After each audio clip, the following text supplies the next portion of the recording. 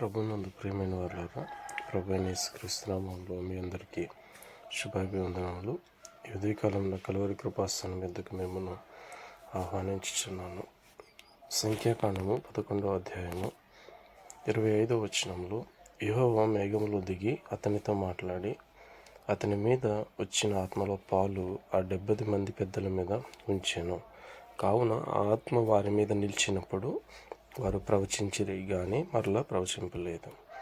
దేవుడైన యెహోవా మోషేకు ఏమని చెప్పాడంటే, నీవు ఒంటిగా ఈ భారమును మోయలేవు, కాబట్టి జనులకు పెద్దలనియు అధిపతులనియు నీవెరిగిన ఇశ్రాయేలు పెద్దల్లో నుంచి ఒక 70 మంది మనుషులను పోగు చేసి ప్రత్యక్షపు గుడారమునకు వారిని తోడుకుని రమ్మని చెప్పినప్పుడు వారందరూ కూడా ప్రత్యక్షపు గుడారానికి వచ్చినప్పుడు మేఘంలో నుంచి యెహోవా మోషేతో మాట్లాడి మోషే మీద ఉంచిన ఆత్మలో పాలు ఆత్మను వారికి కూడా అనుగ్రహించినప్పుడు వారు మోషేకి సహకారంగా ఉండి ఆయన నడిపిస్తున్న ఇశ్రాయేలులకు వారు కూడా సహకారంగా ఉండి వారితో పాటు దేవుని ప్రణాళికలు మోషేతో పాటు వారిని నడిపించినట్లుగా మనం చూస్తున్నాం. దేవుని సంఘములో కూడా దేవుని సేవకునికి సహకారంగా ఉండడానికి సంఘ పెద్దలను అనే విషయాన్ని దేవుడు ఏ విధంగా ఏర్పరచాడంటే, దేవుని సేవకునిలో ఉన్న ఆత్మను వారిలో కూడా ఒక పాలు ఇచ్చి ఆ భారంను